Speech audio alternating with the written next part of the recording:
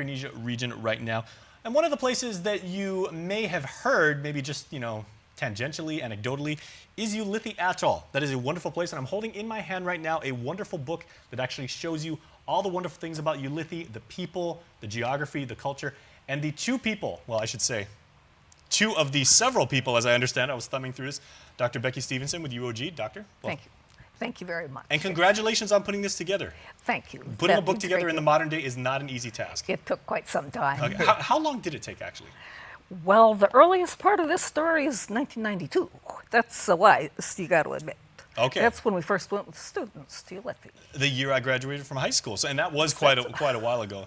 Well, someone who is a very good friend, but a couple years younger than I am, so I'm dating myself, Josh Walsh, who actually contributed a chapter for this, and your late mother hails from Ulithi. That's right. It's sort of a great coming together. As Dr. Stevenson said, in '92 they took a research group down to Ulithi, and I think as retired academics start looking at the papers and things that are laying around, and I think Dr. Stevenson, Dr. Spencer got together, realized that there was some work that could maybe be published, asked some folks like my cousin Jolene and I to contribute a chapter or two, then gathered some of other writings from like my mom, put it together, and they worked to put this volume together, which I think is very good. Okay, how long did it actually take you to author your contribution, Josh?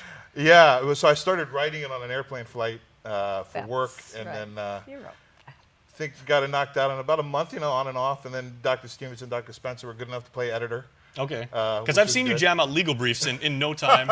I've seen you pancake guys on the football field. You've laid dudes out in in a heartbeat. But putting together a work of this magnitude. Thanks for saying that. But both of our fathers were great academic guys. Your dad did a lot for education. Well, I think all of our parents would have been, more proud of the academic work. And our dads were good friends too. Yeah, that's right. And I think your dad was a great friend of Ulithi too. Your aunt. Marilyn as well. So it's sort of a coming together of family as well here. There's a picture in the book of Aunt Becky at my parents' wedding. That's right.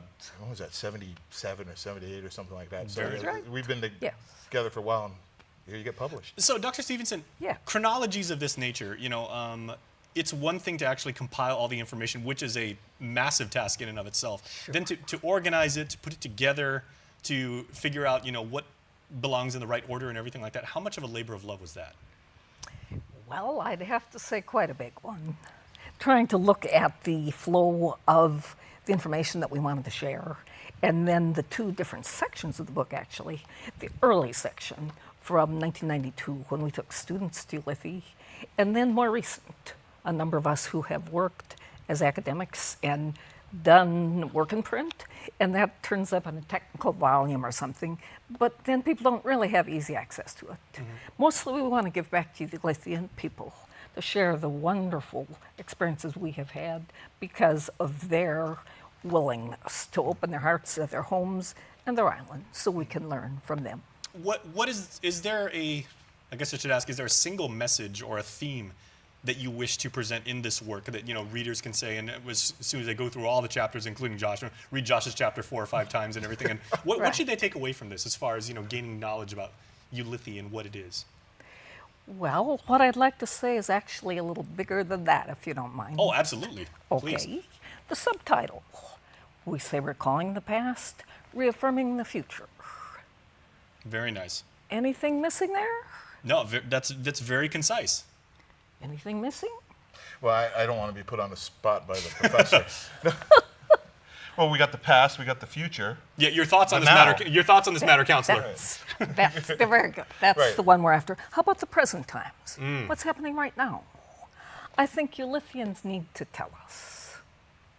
And it is my hope that in thinking back to what's been happening, then looking forward, okay, what have we learned? What matters? Where do we go from here? With a little help, perhaps, from this book. Okay. And just thumbing through some of the chapters right now, I'm seeing the topics that were selected and the way it's laid out. It looks like a proper academic text. So is this being used right now in classrooms and regional studies? Well, and if it's not, let's get it. Thank you. It'll be launched on the 18th. Okay. So technically, it's not here yet. Okay. But once that happens, yes. Have you got that in the pipeline? Yes, in a variety of ways. We expect and we hope that this will become a classroom use. We did send down a box of 15 books to Yap State, Okay. for the distribution among people who are, especially are linked to academia there. Okay. And even though I grew up holding like physical atom-based books in my hands and everything like that, I'm a guy of the internet right now, and I got to ask, will this book be available on Amazon? Yes, Yeah, that's Outstanding. my understanding is UOG Press is going to work to get a physical copy, and I imagine the ebook world will be there. You know, if I could just piggyback on what Dr. Stevenson Yes, said for a please. second Sure. about the sort of present idea. You know, Yes. Ulithi in 1992 is not Ulithi in the year 2022. That's right. Similar, you know, Guam in 1970 is not Guam as it is today, and I Sure. think these sort of same themes. In what ways? Well, transition, right? You know, one of the stories I use, or that's common in Ulithi, is, you know, when a boat would go from one island to the other in the lagoon, they would, you know, come slowly and lower the sail on your traditional canoe when you came up to another island. Well, what happens when you don't have sailing canoes anymore? You have outboard engines. Does the tradition go away? No, they slow the engine down. They take the engine out of the water. They go slower. The traditions sort of change with the times, but they're still there. And I think if you look, you know, they still sort of exist. And there's a transition point, but, you know, same thing I think on our island here, right? I mean, what we did with our Banumco or older people in 1970 is a little bit different than what we do with Grandma and Grandpa today. You know, maybe the locations changed to Chuck E. Cheese, but we still have the sort of similar cultural values and things. And I think the book explores that. You know. Well, Josh, I've known you for many years. We did not discuss this prior to, but I'm going to put you on the spot here and just ask you, can you read the first I wish you would. the first I two love passages? to read it. At least the first two. I mean, they're called paragraphs, but they're basically long sentences. If you could read that in your own words. Just That's the a good beginning idea. here? Yeah, please. Yes, just maybe please. just the Okay. first part. 'Cause That's it's a a wonderful fine way to open up your introduction. chapter. And Well, Truly it is. again, with help from editors, right?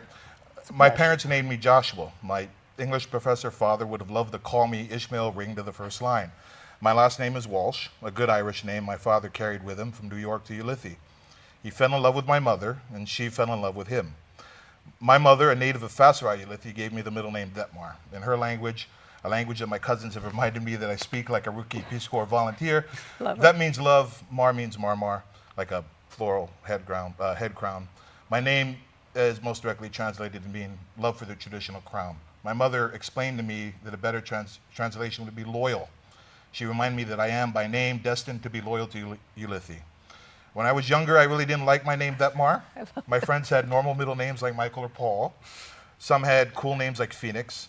I eventually came to realize what a gift a name like Detmar is, and I have remained grateful for being given it. that's wonderful. I love And it. grateful for the relationships that being connected to Ulithi has meant for me. And now being able to actually pass along you know, Right. the rich history of Ulithi Well, to readers. Right. I'm no academic like Dad was, but thankfully I can now say I'm published.